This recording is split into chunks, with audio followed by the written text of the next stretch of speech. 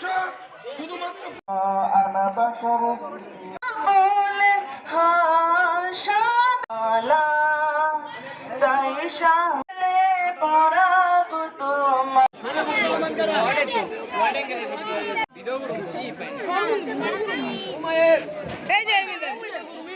মোহাম্মদ হোসেন ব্যাপারী, মোহাম্মদ হোসেন ব্যাপারী, বিদ্যাস হোসেন ব্যাপারী।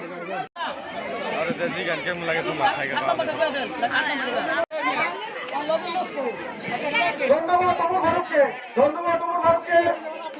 মোহাম্মদ আলী, মুক্তার সরকার, মুক্তার সরকার। অলরেডি আলোকিত হয়ে গেছে আমাদের অর্ধেক গ্রাম। এই যে নামাজ শুরু হয়েছে, যারা নামাজ পড়বে আমি মনে করি না তারা কোনো পাপ করতে পারবে। এর মাধ্যমে হয়তো আমাদের গ্রাম থেকে পাপ দূর হয়ে যাবে।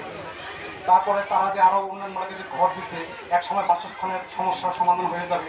10 বছর, 15 বছর, 20 বছর তোমরা যে আলো জ্বালিয়ে গেছো, তোমাদের পরবর্তী জেনারেশনটা যদি ধরে রাখতে পারে, আমি মনে করি এক সময় এটা বাংলাদেশের মধ্যে একটি আদর্শ গ্রাম হিসেবে পরিচিতি লাভ করবে। উদ্যোগ দেখে আমার কাছে ঠিক ঈদের মতোই আনন্দ লাগতেছে। যুব শক্তির অনেক গুণের কথা আছে, এগুলি বলতে গেলে অনেক সময়ের ব্যাপার। তবে আমার পরবর্তী বক্তারা বলে গেছে, এবং এখন আমি যুব শক্তির কাছে একটা আহ্বান করব। আমি অনেক চেষ্টা করেছি, তোমরা অনেক ভালো কাজ করতেছো। যেহেতু তোমাদের এর বাইরে হইল মাদকের বিরুদ্ধে, আমাদের গ্রামে মাদকের মোটামুটি 6 লাখ, আমরা তোমাদের পাশে থাকবো। এই বিরুদ্ধে, এই মাদকের এরাও একত্রে মিলে আপনাদের জন্য দোয়া করবো। বিদেশে আপনারা ভালো থাকবেন, এই বলে আমার বক্তব্য শেষ করতে।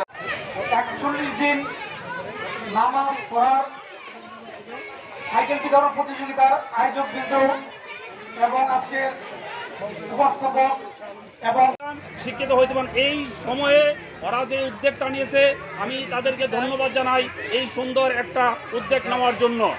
এখানে চাষিরি গ্রামের যে সমস্ত উন্নয়নমূলক কাজগুলো করেছে, দেখেন দরিদ্র পরিবারের ঘর নির্মাণ করে দিয়েছে ওরা। কিছু কিছু দরিদ্র পরিবার, দুস্থ পরিবার, তাদের ঘর নির্মাণ করে দিয়েছে।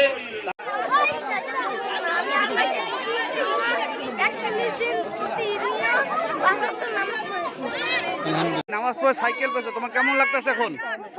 হ্যাঁ বলো, কি কেন সাইকেল পেলে? আমি আল্লাহকে খুশি করার জন্য সাইকেল জিতেছি। আমি প্রত্যেক ওয়াক্তে সাইকেল চালাবো। বলো। আমি আল্লাহকে খুশি করি, তাই আল্লাহ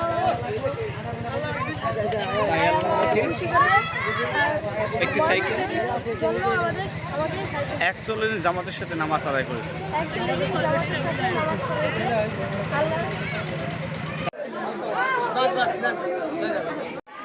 উন্নয়ন পরিবর্তন আসলে একটা আমাদের চাষিরি গ্রামের একটি সামাজিক উন্নয়ন সংগঠন, যার মূল লক্ষ্য হল গ্রামের তরুণ ও প্রবাসী।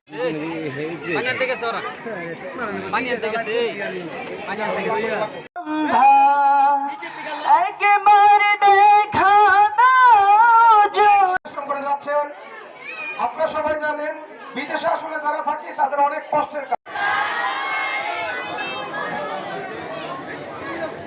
ধন্যবাদ তোমাকে, তোমাদের সবাইকে।